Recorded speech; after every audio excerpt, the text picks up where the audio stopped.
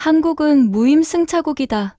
미국 없으면 아무것도 못한다. 미국 보수 진영의 대표 논객이 CNN 생방송에서 던진 조롱이었습니다. 그는 목소리를 높이며 1년에 13조 내지 않으면 미군은 철수해야 한다고 으름장을 놓았죠. 방청객은 웃음으로 호응했고 심지어 진행자까지 그의 편에 서며 분위기는 완전히 한쪽으로 기울었습니다. 그때 단 한 명의 한국인 연구원이 침착하게 마이크를 잡았습니다. 모두가 저 외국인이 뭘 아냐며 비웃던 그 순간 그녀가 꺼낸 자료와 한마디가 스튜디오를 얼어붙게 만들고 불과 몇 분 만에 여론의 흐름마저 뒤바꿔버렸습니다. 도대체 무슨 말이었을까요? 오늘의 사연은 김세라님의 이야기입니다. 영상 시청 전 구독과 좋아요를 눌러주시면 제작에 큰 힘이 됩니다. 2025년 3월 15일 저녁 8시 워싱턴 DC에 있는 CNN 스튜디오는 긴장감으로 가득했습니다. 글로벌 안보 토론이라는 프로그램의 생방송이 시작되기 직전이었죠. 오늘의 주제는 주한미군 방위비 분담이었습니다. 김세라는 방청석 맨 앞자리에 앉아 노트북을 점검하고 있었습니다. 30살의 세라는 워싱턴의 유명 싱크탱크인 아시아 태평양 연구소 소속 연구원이었어요. 한국에서 태어나 18살에 미국으로 건너와 국제정치학을 전공했고 특히 한미 안보와 동아시아 전략 분야에서는 둘째가라면 서러울 정도의 전문가였습니다. 세라의 손끝이 미세하게 떨리고 있었어요. 오늘 방송에는 브래드 쇼너라는 극우 논객이 출연할 예정이었거든요. 쇼너는 평소 한국은 미국의 무임승차국이다. 주한미군을 당장 철수시켜야 한다는 주장을 펼치며 한국을 노골적으로 비하해왔죠. 세라는 이런 잘못된 프레임을 바로잡기 위해 수개월간 준비해온 자료들을 가져왔습니다. 자, 곧 방송이 시작됩니다. 패널 여러분 준비해주세요. 스태프의 안내에 따라 세라도 패널 속으로 이동했어요. 진행자는 마이클 브라운이라는 베테랑 앵커였는데 평소에는 균형 잡힌 시각으로 유명했지만 최근 시청률을 위해 자극적인 방향으로 흘러가는 경향이 있었죠. 오늘은 뜨거운 주제를 다뤄보겠습니다. 주한미군 방위비 분담 문제인데요. 마이클 브라운이 카메라를 응시하며 말했어요. 최근 미국 내에서 한국이 방위비를 충분히 부담하지 않는다는 목소리가 높아지고 있습니다. 오늘은 이 문제를 깊이 있게 논의해보겠습니다. 세라는 심호흡을 했어요. 드디어 시작이었습니다. 옆자리에 앉은 브래드 쇼너는 오늘따라 더욱 공격적인 표정을 짓고 있었어요. 50대 초반의 쇼너는 회색 머리를 깔끔하게 정리했지만 그의 눈빛에는 한국에 대한 적대감이 그대로 드러나 있었습니다. 브래드 쇼너 씨부터 의견을 들어보죠. 진행자의 소개에 쇼너가 몸을 앞으로 기울였어요. 마이클, 이 문제는 정말 간단합니다. 한국은 미국 덕분에 존재하는 나라예요. 북한의 위협으로부터 보호받고 경제 발전도 이룰 수 있었던 것이 모두 미군 덕분이거든요. 그런데 지금 한국이 내는 방위비는 고작 연간 10조 원 수준입니다. 이건 말이 안 되죠. 쇼너의 목소리가 점점 높아졌어요. 1년에 최소 13조 원은 내야 합니다. 그렇지 않으면 미군을 당장 철수시켜야 해요. 미국 납세자들의 혈세로 왜 한국을 보호해줘야 하는지 이해할 수 없습니다. 방청석에서 일부 박수 소리가 들렸어요. 세라는 주먹을 꽉 쥐었습니다. 이미 예상했던 발언이었지만 실제로 들으니 분노가 치밀어 올랐어요. 하지만 감정을 드러내면 안 된다는 걸 알고 있었죠. 데이터와 논리로 대응해야 했습니다. 다음 차례가 되어 세라가 손을 들었어요. 진행자 마이클이 세라를 가리켰습니다. 김세라 연구원님, 어떻게 생각하세요? 세라는 차분한 목소리로 말문을 열었어요. 쇼너 씨의 말씀 중에 한 가지 질문을 드리고 싶습니다. 주한미군이 정말 한국만을 위한 존재일까요? 미국은 주한미군으로부터 아무런 이익을 얻지 못하는 건가요? 순간 스튜디오가 조용해졌습니다. 그런데 갑자기 방청석에서 웃음소리가 터져 나왔어요. 일부 관객들이 키득거리며 세라를 바라보고 있었죠. 쇼너도 비웃는 듯한 표정을 지었습니다. 외국인 연구원이 미국의 안보 정책을 논하다니 참 우습군요. 이번에는 더 큰 웃음이 터져 나왔어요. 세라의 얼굴이 붉어졌지만 굴복할 생각은 없었습니다. 오히려 이런 반응이야말로 자신이 준비해온 자료가 얼마나 중요한지를 보여주는 증거라고 생각했어요. 세라는 깊게 숨을 들이마셨습니다. 예상했던 반응이었어요. 하지만 이제부터가 진짜 시작이었죠. 세라는 노트북을 열고 미리 준비해둔 차트를 스크린에 띄웠습니다. 웃으실 일이 아닙니다. 데이터는 국적을 가리지 않거든요. 세라의 단호한 목소리에 방청석의 웃음소리가 점차 잦아들었어요. 스크린에는 복잡한 그래프와 수치들이 나타났습니다. 먼저 미국의 군수산업 관련 데이터를 보시죠. 주한미군 주둔으로 인해 미국 군수업체들이 얻는 연간 매출은 약 20억 달러입니다. 한화로 약 2조 6천억 원에 달하죠. 진행자 마이클이 눈썹을 치켜 올렸어요. 예상치 못한 구체적인 수치였거든요. 로키드 마틴, 레이시온, 보잉 같은 미국 방산업체들이 한국에 판매하는 무기 시스템만 해도 연간 수십억 달러 규모입니다. 이게 모두 주한미군이 있기 때문에 가능한 거예요. 세라는 다음 차트로 넘어갔습니다. 더 중요한 건 지정학적 가치입니다. 주한미군은 중국을 견제하는 최전방 기지 역할을 하고 있어요. 만약 한반도에서 미군이 철수한다면 미국은 태평양 전략에서 핵심적인 거점을 잃게 됩니다. 방청석의 분위기가 조금씩 변하기 시작했어요. 일부 관객들이 진지한 표정으로 세라의 발표를 지켜보고 있었죠. 하지만 쇼너는 여전히 비판적인 시각을 유지하고 있었습니다. 그런 추상적인 얘기 말고 구체적인 근거를 대보세요. 쇼너가 세라의 말을 가로막았어요. 한국이 미국에게 주는 실질적 이익이 뭔가요? 숫자로 보여주세요. 세라는 침착하게 다음 슬라이드를 띄웠습니다. 이번에는 더욱 상세한 분석 자료였어요. 좋습니다. 구체적인 숫자를 보여드리죠. 스크린에 나타난 건 미국 의회조사국에서 발간한 공식 보고서였습니다. 이 자료는 미국 의회조사국이 2023년에 발표한 동아시아 미군 주둔의 경제적 효과 보고서입니다. 여기에 따르면 주한미군으로 인한 미국의 직간접적 경제 이익은 연간 최소 40억 달러로 추산됩니다. 진행자 마이클도 이제는 진지한 표정이었어요. 실시간 채팅창을 보니 시청자들의 반응도 변하고 있었습니다. 또한 한국은 이미 주한미군 주둔 비용의 42%를 부담하고 있습니다. 이는 독일이나 일본보다 높은 비율이에요. 여기에 토지 무상 제공, 각종 간접 지원을 포함하면 실질 부담률은 70%를 넘습니다. 방청석에서 작은 감탄사가 들렸어요. 많은 사람들이 이런 사실을 몰랐던 거죠. 그리고 무엇보다 중요한 건 한국의 전략적 가치입니다. 세라는 동아시아 지도를 스크린에 띄웠어요. 한반도는 중국, 러시아, 일본을 견제할 수 있는 지정학적 요충지입니다. 미국이 아시아 태평양에서 패권을 유지하려면 한국은 절대 포기할 수 없는 파트너예요. 이때 쇼너가 갑자기 목소리를 높였습니다. 그런 건 다 미국의 일방적인 희생 아닙니까? 한국은 그저 보호받기만 하면서 경제 발전만 이뤘잖아요. 쇼너의 얼굴이 붉어졌어요. 세라의 논리적 반박에 당황한 기색이 역력했죠. 미국 없이는 한국이 지금처럼 번영할 수 있었겠습니까? 북한의 위협 앞에서 한국은 아무것도 할 수 없는 약소국이에요. 방청석에서 다시 웅성거림이 일었어요. 하지만 이번에는 쇼너를 지지하는 목소리보다는 그의 감정적 반응에 대한 의아함이 더 컸습니다. 세라는 여전히 침착했어요. 오히려 쇼너가 감정적으로 나오는 게 자신에게 유리하다는 걸 알고 있었죠. 쇼너 씨, 감정적으로 접근하시는군요. 하지만 사실은 다릅니다. 세라가 새로운 차트를 띄웠어요. 한국은 현재 세계 10위권의 경제대국이고 국방비 지출 규모도 세계 10위 안에 듭니다. GDP 대비 국방비 비율은 2.7%로 나토 권고 기준인 2%에 근접하죠. 진행자가 끼어들었어요. 하지만 여전히 북한의 위협이 있지 않습니까? 미군 없이 한국이 북한을 상대할 수 있을까요? 이 질문에 세라는 미소를 지었어요. 바로 이런 질문을 기다렸거든요. 좋은 질문입니다. 하지만 현실을 보면 답은 명확해요.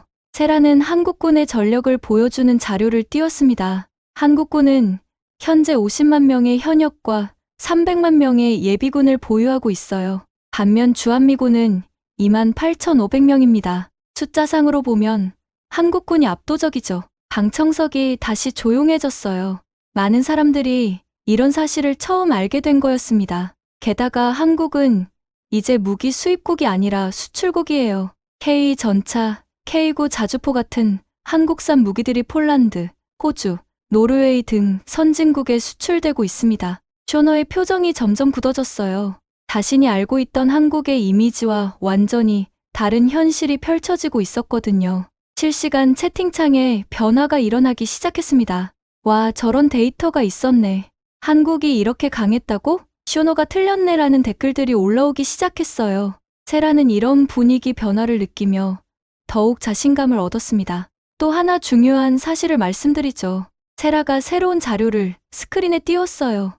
미국 국방부 자료에 따르면 주한미군의 실제 임무 중 한국 방어가 차지하는 비중은 30%에 불과합니다. 나머지 70%는 중국 견제, 일본 지원, 동남아시아 개입 등 미국의 아시아 전략을 위한 것이에요. 진행자 마이클이 눈을 크게 떴어요. 이런 구체적인 수치는 처음 듣는 것이었거든요. 즉, 주한미군은 한국만을 위한 게 아니라 미국의 글로벌 전략을 위한 핵심 자산이라는 뜻입니다. 쇼노가 다시 끼어들려 했지만 세라는 멈추지 않았어요. 그리고 경제적 측면에서 보면 더욱 명확합니다. 한미 FTA 체결 이후 미국의 대한국 수출은 연간 700억 달러를 넘어섰어요.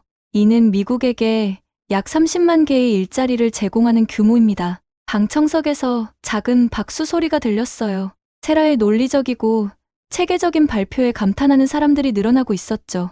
하지만 쇼너는 아직 포기하지 않았습니다. 그런 건 다 부차적인 문제고요.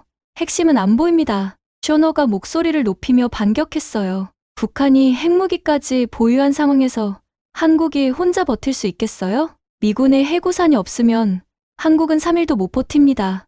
이 말에 일부 방청객들이 고개를 끄덕였어요. 북한의 핵 위협은 여전히 많은 미국인들이 우려하는 부분이었거든요. 세라는 잠시 숨을 고르고 답했습니다. 쇼너 씨의 말씀에는 두 가지 오류가 있어요. 첫째, 한국의 방어력을 과소평가하고 있습니다. 한국은 현재 세계 6위 수준의 군사력을 보유하고 있어요.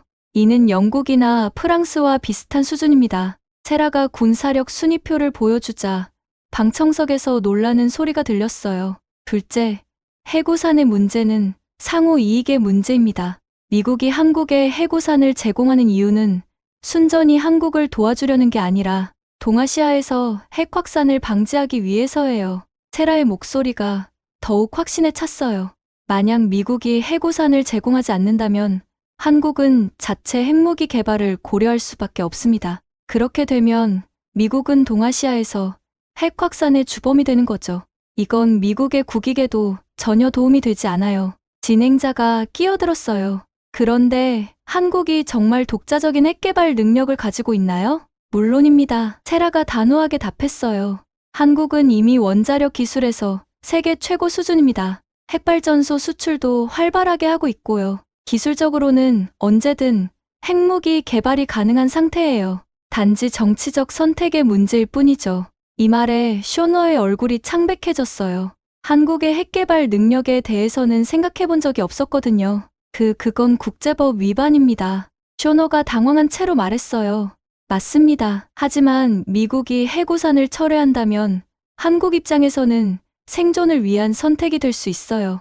이게 바로 해구산이 상호 이익인 이유입니다. 세라는 계속해서 논리를 전개했어요.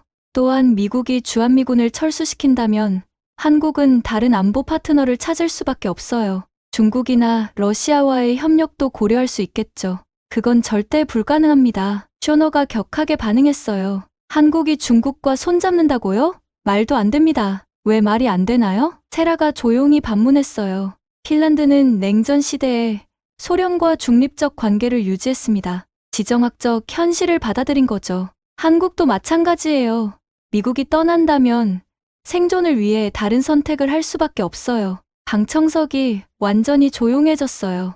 세라의 말이 논리적으로 타당하다는 걸 모두가 느끼고 있었거든요. 결국 주한미군 문제는 미국이 한국을 도와주는 게 아니라 미국의 국익을 위한 선택이라는 겁니다. 세라가 마무리했어요.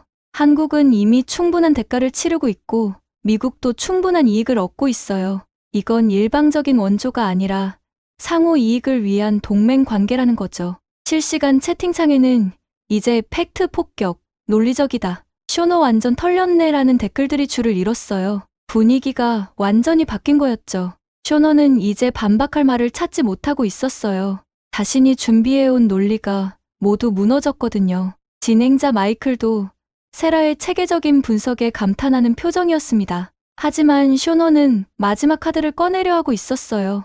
더욱 감정적이고 자극적인 방향으로 논쟁을 이끌어가려는 것 같았죠. 쇼너의 얼굴이 점점 붉어졌습니다. 자신이 수년간 주장해온 논리가 무너지고 있다는 걸 느끼고 있었거든요. 하지만 쇼너는 여기서 포기할 생각이 없었어요.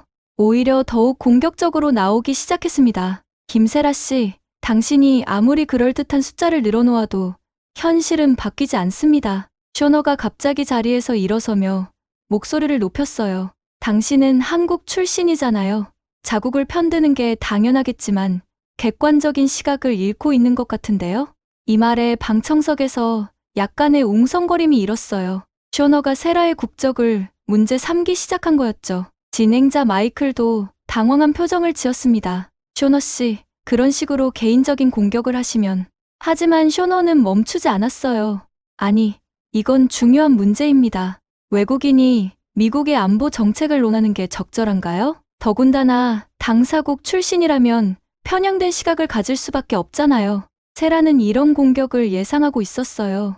사실 이런 상황이 올 때를 대비해서 더욱 철저히 준비했거든요. 세라는 침착하게 자리에서 일어났습니다. 쇼너 씨, 제 국적이 제 논리의 타당성과 무슨 관계가 있나요? 세라의 목소리는 여전히 차분했지만 단단한 의지가 느껴졌어요. 저는 지난 12년간 미국에서 살면서 미국의 세금도 내고 미국 사회의 일원으로 살아왔습니다. 그리고 무엇보다 제가 제시한 모든 자료는 미국 정부기관에서 발표한 공식 자료들이에요. 세라가 스크린을 가리켰어요.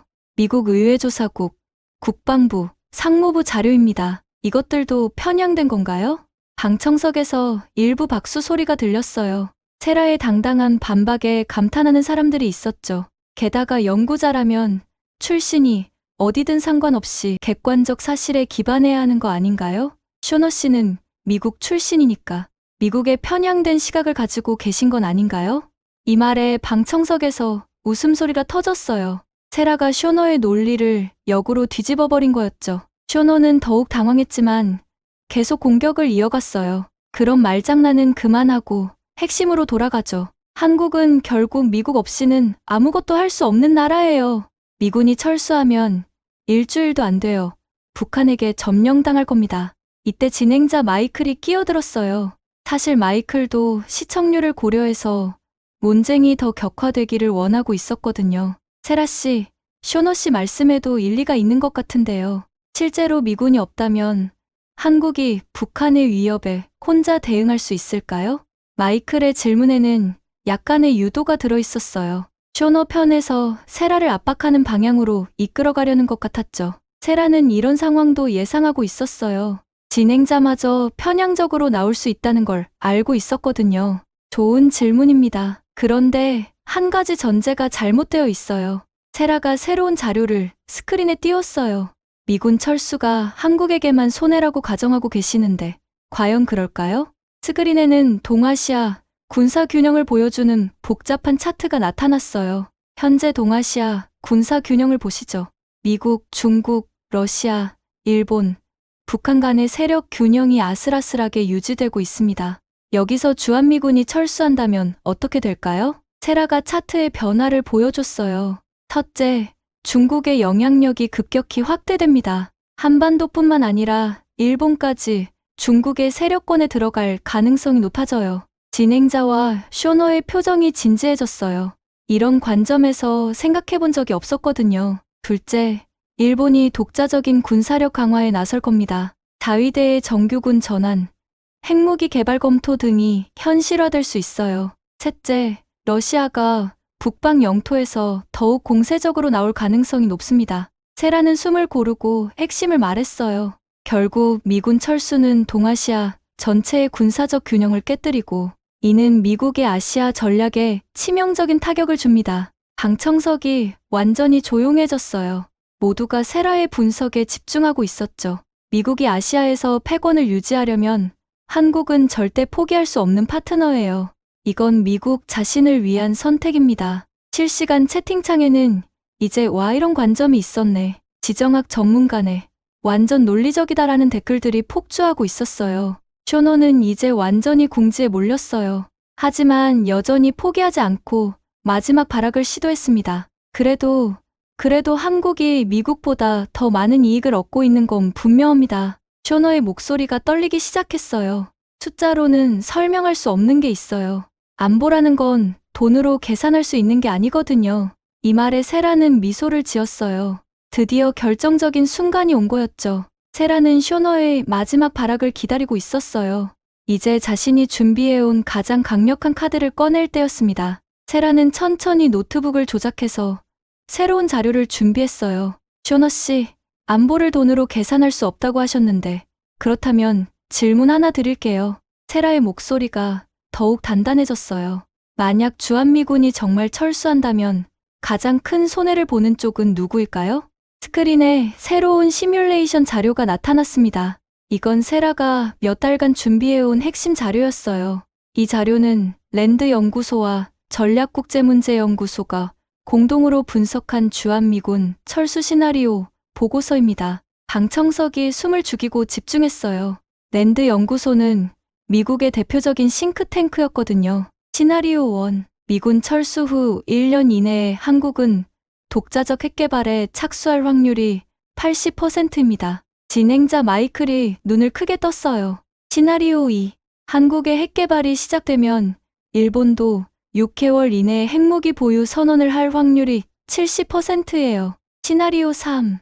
동아시아 핵 확산으로 인해 미국의 핵 독점 체제가 완전히 무너지고 아시아에서 미국의 발언권이 급격히 약화됩니다. 쇼노의 얼굴이 창백해지기 시작했어요. 이런 구체적인 시나리오는 전혀 예상하지 못했거든요. 또한 경제적 손실도 엄청납니다. 세라가 다음 차트를 보여줬어요. 미군 철수 시 미국이 잃게 되는 연간 경제적 이익은 최소 200억 달러로 추산됩니다. 여기에는 군수산업 매출, 무역이익, 금융 서비스 등이 포함되어 있어요. 더 중요한 건 전략적 손실입니다. 한국에서 철수하면 미국은 중국 견제의 최전방 기지를 잃게 되고 일본 방어선도 크게 후퇴하게 됩니다. 세라는 동아시아 지도에서 미군 기지들의 위치를 보여줬어요. 오키나와와 괌 거리는 한반도에서 괌 훨씬 멀어요. 미국이 아시아에서 신속한 대응을 하려면 한반도는 절대 포기할 수 없는 거점입니다. 실시간 채팅창이 완전히 세라 쪽으로 기울었어요. 팩트 폭격 진짜다. 쇼노 완전 발렸네. 이런 분석 처음 본다라는 댓글들이 쏟아졌습니다. 쇼노는 이제 완전히 당황했어요. 자신이 알고 있던 한국에 대한 모든 정보가 틀렸다는 걸 깨닫기 시작했거든요. 그런 시나리오는 가정일 뿐입니다. 쇼노가 떨리는 목소리로 말했어요. 실제로는 그렇게 되지 않을 거예요. 세라는 침착하게 답했어요. 가정이라고 하셨는데 그렇다면 쇼노 씨가 주장하신 한국이 미군 없이 3일도 못 버틴다는 것도 가정 아닌가요? 이 말에 방청석에서 웃음소리가 터졌어요. 쇼노의 논리가 자가당착에 빠진 거였죠. 차이점은 제가 제시한 건 전문 연구기관의 체계적 분석이고 쇼노 씨 말씀은 근거 없는 추측이라는 점입니다. 진행자 마이클이 끼어들었어요. 하지만 이번에는 세라를 압박하려는 게 아니라 진짜 궁금해서였어요. 그렇다면 세라 씨 생각에는 현재 한미동맹이 어떤 방향으로 가야 한다고 보시나요? 세라는 이 질문을 기다리고 있었어요. 이제 건설적인 대안을 제시할 차례였거든요. 현재의 한미동맹은 이미 상당히 균형 잡힌 관계입니다. 문제는 일부 미국인들이 이 현실을 제대로 모르고 있다는 점이에요. 세라가 마지막 차트를 띄웠어요. 한국은 이미 충분한 대가를 치르고 있고 미국도 충분한 이익을 얻고 있습니다. 이건 일방적인 원조가 아니라 상호 이익을 위한 진정한 동맹 관계예요. 앞으로는 방위비 분담보다는 기술 협력, 공동 연구개발, 제3국 공동 진출 등으로 협력을 확대해야 합니다. 이런 방향이야말로 양국 모두에게 도움이 되는 길이죠. 방청석에서 박수가 터져 나왔어요. 세라의 체계적이고 건설적인 제안에 많은 사람들이 공감하고 있었거든요. 쇼노는 이제 완전히 기가 죽어 있었어요. 반박할 말을 찾지 못하고 있었죠. 진행자 마이클도 감탄하는 표정이었습니다. 세라 연구원님의 분석, 정말 인상적이네요. 쇼너 씨는 어떻게 생각하시나요? 마이클이 쇼너에게 마지막 기회를 줬지만 쇼너는 더 이상할 말이 없었어요. 저도 다시 생각해 볼 필요가 있을 것 같습니다. 쇼너가 주저주저하며 말했어요. 사실상 항복 선언이었죠. 실시간 채팅창은 이제 완전히 세라를 지지하는 댓글들로 가득했어요. 한국인 연구원 완승, 쇼너 완전 깨졌네. 팩트의 힘이 이런 거구나 라는 반응들이 쏟아졌습니다. 하지만 세라는 승리감에 취하지 않았어요. 오히려 이제부터가 더 중요하다는 걸 알고 있었거든요. 이 방송을 통해 바뀐 여론을 어떻게 발전시켜 나갈지가 관건이었죠. 방송이 끝나갈 무렵 진행자 마이클이 마무리 멘트를 준비하고 있었어요. 하지만 그 전에 쇼너가 갑자기 마지막 발언을 요청했습니다. 잠깐만요. 마지막으로 한 말씀만 드리겠습니다. 쇼너의 목소리는 이전과 달리 많이 가라앉아 있었어요. 완전히 기가 죽은 상태였죠. 제가 너무 편향적으로 생각했던 것 같습니다. 방청석이 조용해졌어요. 쇼너의 돌연한 태도 변화에 모두가 놀랐거든요. 세라 연구원님이 제시해주신 자료들을 보니 제가 알고 있던 한국에 대한 정보가 많이 부족했다는 걸 깨달았습니다. 쇼너가 세라를 바라보며 말했어요. 특히 한국의 방위비 분담률이 이미 70%를 넘는다는 사실은 솔직히 몰랐습니다. 실시간 채팅창에는 쇼너가 인정했네. 역시 팩트 앞에서는 어쩔 수 없지라는 댓글들이 올라왔어요. 세라는 쇼너의 이런 반응에 약간 놀랐지만 동시에 안도감도 느꼈어요. 적어도 사실을 인정할 줄 아는 사람이라는 걸 알 수 있었거든요. 쇼너 씨, 처음에는 감정적으로 대립했지만 결국 사실에 기반해서 대화할 수 있어서 다행입니다. 세라가 진심 어린 목소리로 말했어요. 사실 저도 처음 미국에 왔을 때는 많은 편견과 오해가 있었어요. 하지만 시간이 지나면서 서로를 이해하게 됐죠. 오늘도 그런 기회가 되었으면 좋겠습니다. 진행자 마이클이 감동한 표정으로 말했어요. 정말 훌륭한 토론이었습니다. 사실과 데이터에 기반한 건설적인 대화의 힘을 보여주신 것 같네요. 마이클이 카메라를 바라보며 마무리했어요. 오늘 방송을 통해 한미동맹에 대한 새로운 시각을 얻으셨기를 바랍니다. 세라 연구원님, 쇼너님 오늘 귀한 시간 내주셔서 감사합니다. 지금까지 글로벌 안보 토론이었습니다. 시청해주신 여러분, 감사합니다. 방송이 끝나자 스튜디오는 다시 활기를 찾았어요. 스태프들이 장비를 정리하고 패널들도 자리에서 일어났죠. 쇼너가 세라에게 다가왔어요. 세라씨, 정말 죄송합니다. 처음에 너무 무례하게 굴었네요. 쇼너가 진심으로 사과했어요. 괜찮습니다. 열정적으로 토론해주셔서 오히려 좋았어요. 세라가 미소를 지으며 답했어요. 혹시 시간 되시면 커피 한잔하면서 더 자세한 얘기를 나눠볼까요? 제가 아직 모르는 부분들도 많을 것 같은데요. 쇼너의 제안에 세라는 기꺼이 응했어요. 이런 대화야말로 진정한 이해의 시작이라고 생각했거든요. 한편 방송이 끝나자마자 SNS는 완전히 뒤집어졌어요. 세라의 발언 중 가장 임팩트 있었던 부분들이 클립으로 만들어져 퍼지기 시작했습니다. 만약 미군이 철수한다면 가장 큰 손해를 보는 건 한국이 아니라 미국입니다. 라는 세라의 발언이 가장 많이 공유됐어요. 트위터에서는 샵캠셀팩트체크, 샵코리아리언스리얼리티 같은 해시태그가 트렌드에 올랐습니다. 대부분의 반응은 세라를 지지하는 내용이었어요. 와, 한국이 이렇게 많은 돈을 내고 있었구나. 쇼너 완전 망신당했네.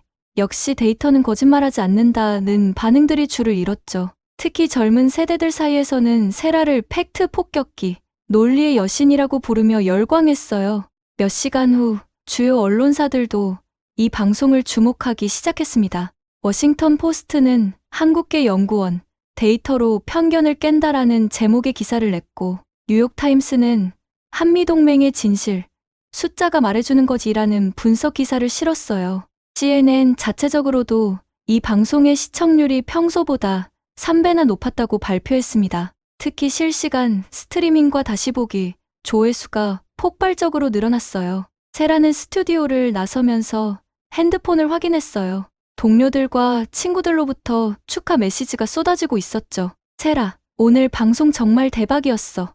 완전 멋있었다. 연구소 동료인 제시카가 보낸 메시지였어요. 드디어 누군가 제대로 된 팩트를 제시해줬네. 고생했어. 선배 연구원인 마이클 존슨의 메시지도 있었어요.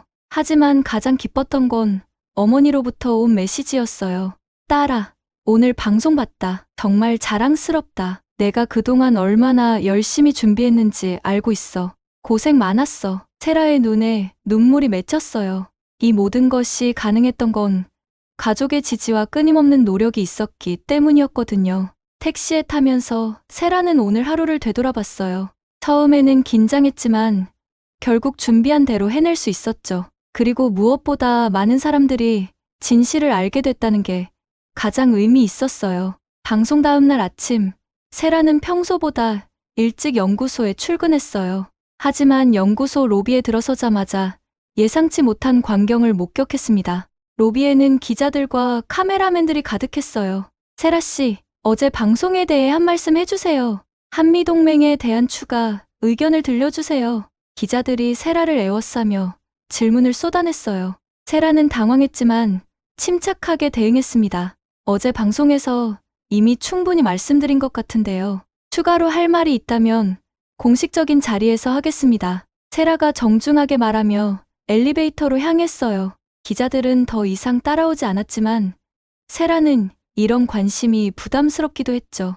연구소 사무실에 도착하자 동료들이 모두 일어서서 박수를 쳤어요. 세라, 어제 정말 멋있었어. 완전 영웅이야. 동료들의 환호에 세라는 얼굴이 빨개졌어요. 이런 관심이 어색하기도 했거든요. 연구소 소장인 로버트 윌슨이 세라를 불렀어요. 세라, 잠깐 내 사무실로 와줄래? 세라는 긴장하며 소장실로 향했어요. 혹시 무슨 문제가 생긴 건 아닐까 걱정이 됐거든요. 앉아, 세라. 윌슨 소장이 미소를 지으며 말했어요. 어제 방송 정말 훌륭했어. 우리 연구소의 위상이 한 단계 올라간 것 같아. 감사합니다, 소장님. 세라가 안도하며 답했어요. 사실 오늘 아침부터 여러 곳에서 연락이 왔어. 국무부에서도 관심을 보이고 있고 몇몇 대학에서도 특강 요청이 들어왔지. 윌슨 소장이 계속 말했어요. 그리고 가장 중요한 건 백악관 국가안보회의에서 세라를 자문위원으로 초청하고 싶다는 연락이 왔어. 세라는 깜짝 놀랐어요. 백악관 자문위원이라니. 꿈에도 생각하지 못한 일이었거든요. 정말인가요? 그럼 어제 방송이 얼마나 임팩트가 컸는지 알 수 있지. 윌슨 소장이 자랑스러운 표정으로 말했어요. 한편 이 시각 브래드 쇼너는 자신의 사무실에서 곤혹스러운 상황에 처해 있었어요. 어제 방송 이후 그의 SNS는 비난 댓글들로 가득했거든요. 쇼너 완전 발렸네. 팩트 앞에 무력한 극우 논객. 부끄러운 줄 알아라 같은 댓글들이 쏟아지고 있었어요. 더 심각한 건 그가 고정 출연하던 몇몇 방송에서 출연 제의를 취소했다는 연락이 온 거였어요. 여론이 완전히 그에게 등을 돌린 상황이었죠. 쇼너는 어제 세라와 나눈 커피 대화를 떠올렸어요. 세라는 개인적으로 만났을 때도 매우 논리적이고 겸손했어요. 오히려 쇼너 자신이 얼마나 편견에 사로잡혀 있었는지를 깨닫게 해줬죠. 이제라도 제대로 된 사과를 해야겠어. 쇼너가 결심을 하고 컴퓨터를 켰어요. 그리고 자신의 블로그에 긴 글을 쓰기 시작했습니다. 어제 CNN 방송에서의 제 발언에 대해 사과드립니다. 쇼너의 사과문이 인터넷에 올라오자 또 다른 화제가 됐어요. 많은 사람들이 그의 진정성 있는 사과를 인정해줬죠. 한편 정치권에서도 변화가 일어나기 시작했어요. 공화당의 일부 의원들이 기존의 한국 비판 논조를 수정하기 시작한 거예요. 한국은 이미 충분한 대가를 치르고 있는 신뢰할 만한 동맹국입니다. 공화당 외교위원회 간사인 존 스미스 의원이 기자회견에서 말했어요. 앞으로는 방위비 증액보다는 기술 협력과 공동 연구에 초점을 맞춰야 할 것 같습니다. 민주당 의원들도 세라의 분석을 지지하는 성명을 발표했어요. 김세라 연구원의 분석은 한미동맹의 진정한 가치를 정확히 보여줬습니다. 민주당 원내대표가 성명에서 밝혔어요. 국무부에서도 공식 브리핑을 통해 세라의 분석을 간접적으로 지지했어요. 한미동맹은 이미 상호 이익에 기반한 성숙한 파트너십입니다. 국무부 대변인이 말했어요. 우리는 계속해서 한국과 건설적인 협력 관계를 발전시켜 나갈 것입니다. 세라는 이런 일련의 변화들을 지켜보며 놀라움을 감출 수 없었어요. 단 한 번의 방송이 이렇게 큰 파급 효과를 가져올 줄은 몰랐거든요. 특히 한국 언론에서도 이 방송을 크게 다뤘어요. 미국 방송서 한국연구원이 팩트로 편견 깬다. 숫자로 증명한 한미동맹의 진실 같은 제목의 기사들이 쏟아져 나왔죠. 세라의 부모님도 한국에서 이 소식을 접하고 무척 자랑스러워했어요. 우리 딸이 미국에서 이렇게 큰일을 해내다니. 어머니가 전화로 말씀하셨어요. 내가 그동안 얼마나 열심히 공부했는지 알고 있어. 정말 자랑스럽다. 아버지도 감격해 하셨어요. 하지만 세라는 이런 관심과 찬사에 취하지 않으려고 노력했어요. 이제 시작일 뿐이라는 걸 알고 있었거든요. 진정한 변화를 만들어내려면 지속적인 노력이 필요했죠. 오후에 세라는 백악관 국가안보회 관계자와 전화 통화를 했어요. 세라 연구원님, 다음 주 화요일에 백악관에서 열리는 아시아 정책회의에 참석해 주실 수 있나요? 물론입니다. 영광입니다. 세라가 답했어요. 한미동맹의 미래 방향에 대해 의견을 듣고 싶습니다. 전화를 끊고 나서 세라는 깊은 숨을 쉬었어요. 이제 정말로 새로운 단계가 시작되는 거였죠. 일주일 후 세라는 백악관 웨스트윙에 서 있었어요.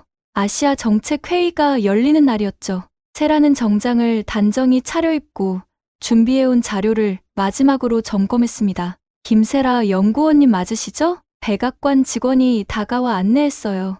네, 맞습니다. 국가안보보좌관님께서 기다려 계십니다. 세라는 긴장하면서도 설렘을 감출 수 없었어요. 일주일 전만 해도 상상할 수 없었던 일이었거든요. 회의실에 들어서자 익숙한 얼굴들이 보였어요. 국가안보보좌관, 국무부 차관, 국방부 아시아 담당관 등 미국 외교정책의 핵심 인사들이 모여 있었죠. 세라 연구원님, 어서 오세요. 국가안보보좌관 캐서린 해리스가 반갑게 맞아줬어요. 지난주 CNN 방송 정말 인상적이었습니다. 오늘은 더 자세한 얘기를 듣고 싶어서 모셨어요. 회의가 시작되자 세라는 지난주보다 더욱 체계적인 프레젠테이션을 준비했다는 걸 보여줬어요. 현재 한미동맹은 전환점에 서 있습니다. 세라가 첫 슬라이드를 띄우며 말했어요. 기존의 일방적 보호관계에서 상호 협력하는 전략적 파트너십으로 발전해야 할 때입니다. 참석자들이 진지하게 듣고 있었어요. 구체적으로 3가지 방향을 제안드립니다. 첫째, 첨단 기술 공동 개발입니다. 한국의 반도체 기술과 미국의 AI 기술을 결합하면 중국에 대한 기술 우위를 확보할 수 있어요. 국무부 차관이 관심 있는 표정으로 질문했어요. 구체적으로 어떤 분야를 염두에 두고 계신가요? 반도체 설계, 배터리 기술, 우주항공 분야 등이 유력합니다. 특히 차세대 전투기 공동 개발은 양국 모두에게 큰 이익이 될 거예요. 세라가 답했어요. 둘째, 제3국 공동 진출입니다. 동남아시아와 인도에서 한미가 함께 인프라 사업을 추진하면 중국의 일대일로를 견제할 수 있어요. 셋째, 군사 협력의 다각화입니다. 기존의 주둔 중심에서 순환 배치, 공동훈련, 정보 공유 중심으로 바꿔나가는 거죠. 국방부 관계자가 고개를 끄덕였어요. 흥미로운 제안이네요. 실제로 구현 가능한 방안인가요?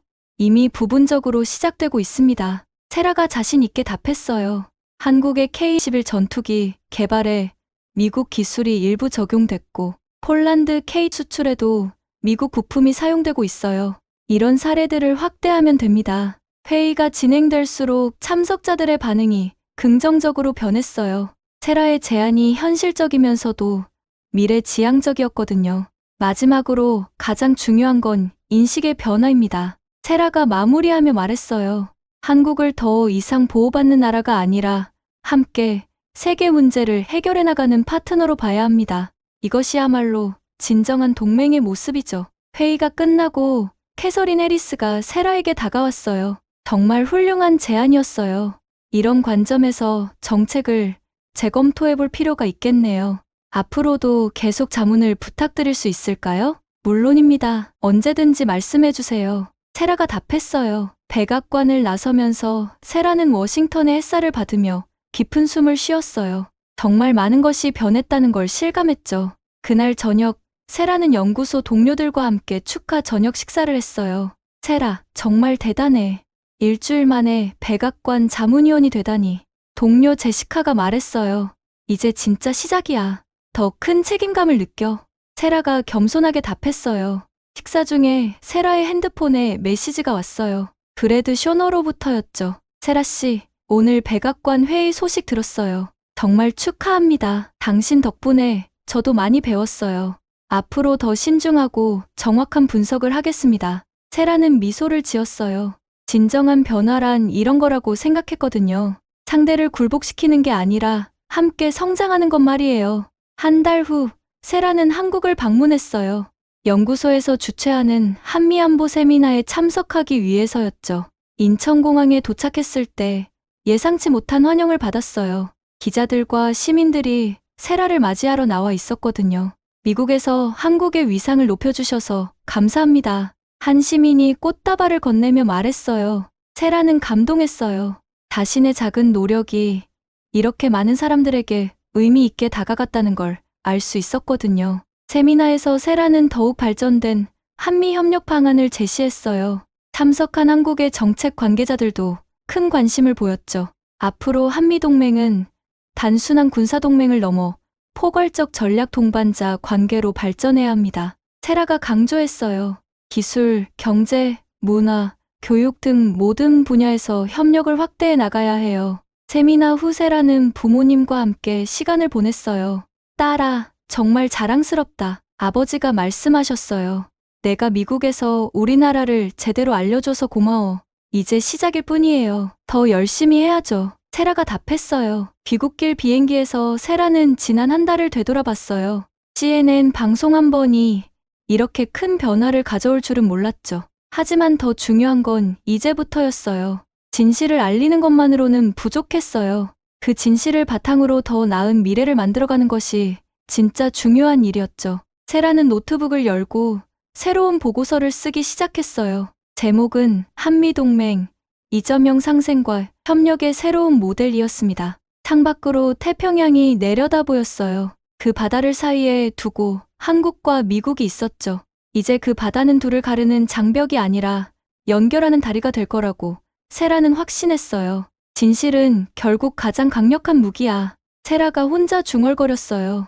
그리고 미소를 지으며 키보드를 두드리기 시작했습니다. 더 나은 한미 관계를 위한 새로운 청사진을 그려나가면서 말이에요. 지금까지 사람의 무한한 가능성을 믿는 인생길이었습니다. 오늘 영상이 즐거우셨다면 댓글로 여러분이 어디에서 듣고 계신지 남겨주세요. 청취자 한 분 한 분의 이야기에도 귀를 기울이고 싶습니다. 감사합니다.